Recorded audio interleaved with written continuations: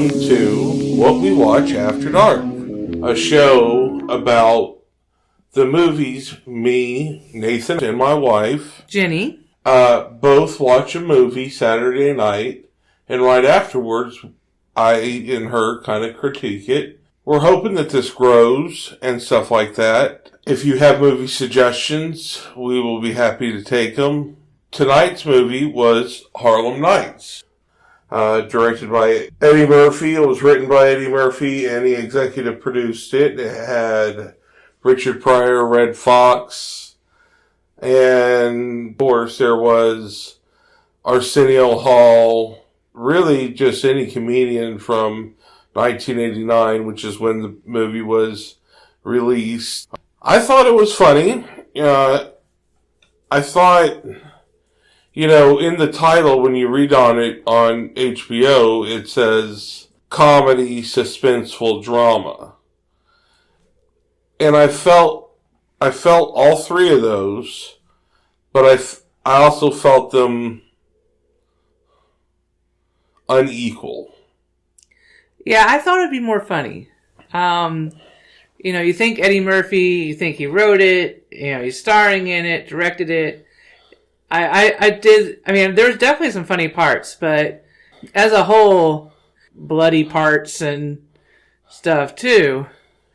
Yeah, I think the point was, though, and this might have been what I always see as a problem with writer-directors. I mean, there's very few people I feel like can write and direct the script at the same time.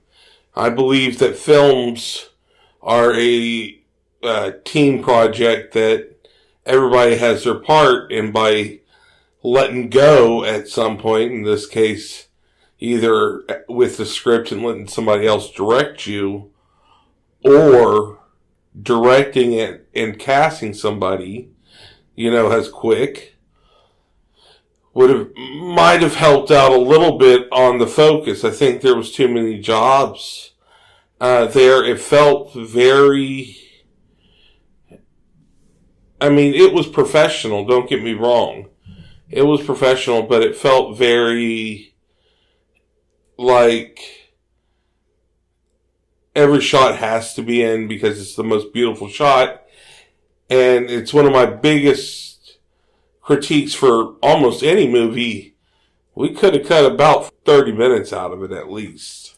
Yeah, I agree. I definitely think some parts were a little more drawn out than needed to be. I want to give a quick storyline, just an overall sure of the film. Sugar Ray is the owner of an illegal casino who contends with the pressures of vicious gangsters and corrupt policemen who want to see him go out of business. In the world of organized crime and police corruption in the 1930s, any dastardly trick is fair. If I compared it to other films, it's like The Sting, for example, with Robert Redford and what's his name? It is Cool Hand Luke. Come on. He has his own salad dressing. Newman? Yeah, Paul Newman. Okay, I don't know why I would have forgotten Paul Newman, but anyway, my point being is I felt like it strived for that kind of con. It wanted to be a con movie, and even Richard Pryor's character, Sugar, says, we're not gangsters. But everything turns around and all the gangsters are dead. They realize they can't go back to that town, but at the same token, at the end, it looked like all their enemies were taken care of.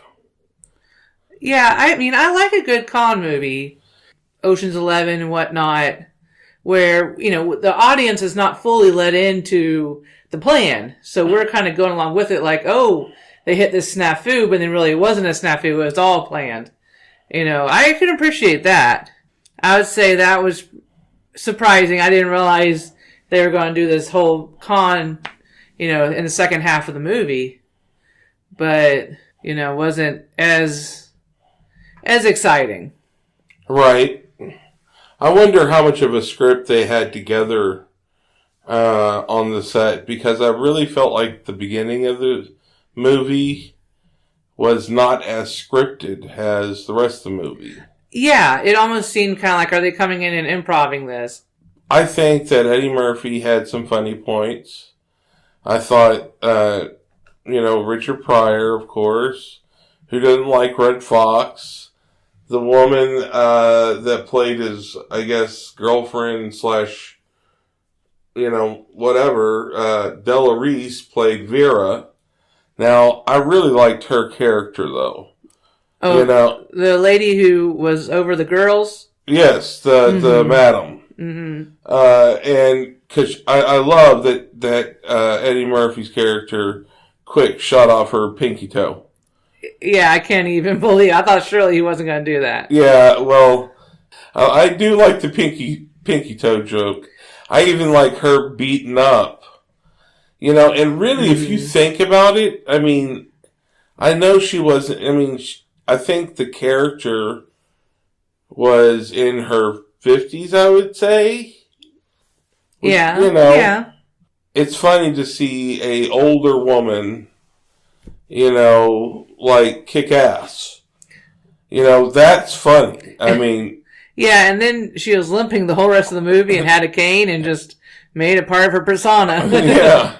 But I think overall, what I suggest is to everybody, I think if you're an Eddie Murphy and Richard Pryor fan, you got to watch it.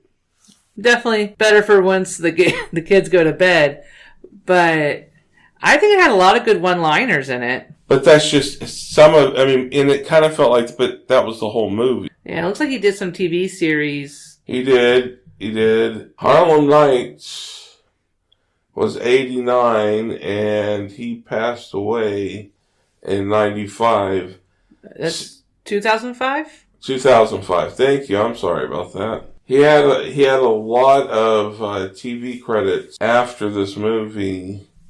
Another You is another movie of his, which was... So, when his last film, I'm a huge Richard Pryor fan. And I will pretty much watch anything he puts out. And Gene Wilder, they really weren't like a Dean Martin and Jerry Lewis. Martin and Lewis. I felt like it was a chance to get everybody together, though. Oh, yeah, definitely. I mean, you look at the cast, and there's lots of people that you recognize from lots of different places. Lady that was the mistress slash seducer of Quick. Jasmine Guy? Yeah. Yeah, I was trying to think where I recognized her from. And that would A Different World. That's it. And so she was good in that. In this one, she seemed a little fembot. Yeah. Just assassin. Like, okay, now let's go upstairs. Seduce and assassinate, yes. I think Arsenio Hall had a good part. It just was, I don't even know about that whole setup and scene. You know what I mean? It was good, but was it necessary? That's one of those, it was like... Are you talking about, like, the chase? The chase. And, like, my brother, and he's crying. Yeah, and I really thought, No. That was my favorite part of the movie. Was it? Okay. I mean, he's like... crying, my brother. My brother. And then he shoots the dude in front of him, and then they're, like, going along, and... Yeah. And then one dude just with a little, like, pistol, like... Boop, You're right, that was awful funny. But, yeah, totally unnecessary to the plot of the movie. Yeah. But, yeah, no, for sure. But, well, I mean, like I said, I think sometimes you attach yourself as a writer-director, and I mean this for anybody. And I just think, you should have let go and let somebody else do their job now. Because as a writer, you're always going to be writing on set. And not only that, but, I mean, this is probably one of the first movies that ad-libbing was allowed. Yeah, no, I can see that. You know, I mean, like, a lot of ad-libbing. Mm-hmm. So... Another thing I really enjoyed was all the 1930s, like, big band music. And all the outfits, the costume design. It was, it's always a fun era to see. Well, and see, that's where it became kind of top notch. And the suits and stuff like that looked great. It's actually nominated for an Oscar for Best Costume Design. Oh. In 1990. Well, that's nice. I mean, they didn't win, but nominated. I mean, that's pretty good. It made money, but not enough. And it's just like, well, you greedy bastard, I say if everybody ends up with a couple mil in their pocket, it made money. Yeah, I'm looking at some of the other awards that, some Razzie Awards. Oh, yeah. Yeah. It was nominated for Worst Director, Eddie Murphy. Okay. And it won Worst Screenplay. Again, Eddie Murphy. Yeah.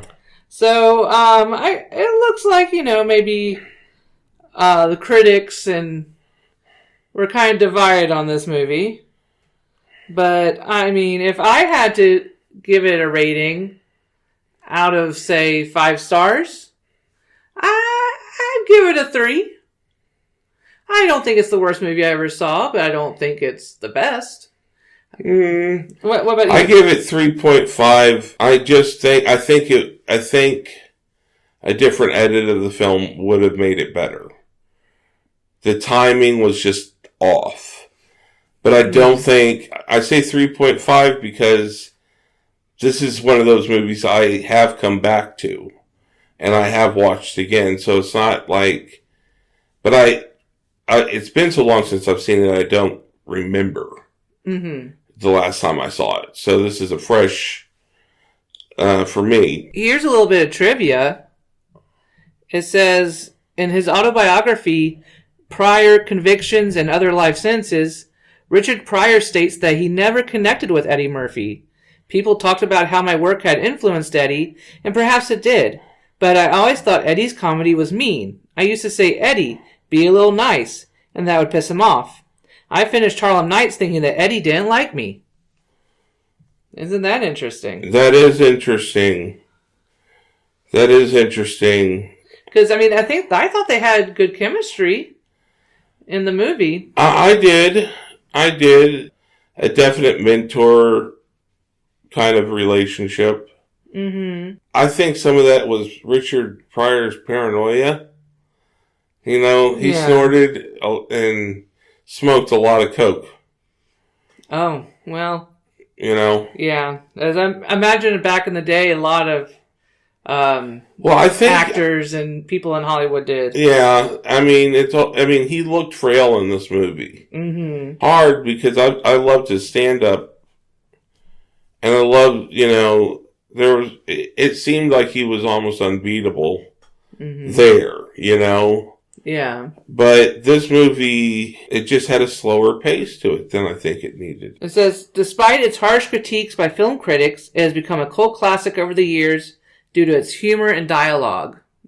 And this is all according to IMDb trivia. Well, and that's exactly what we said. We like the one-liners. I mean, the names are fun.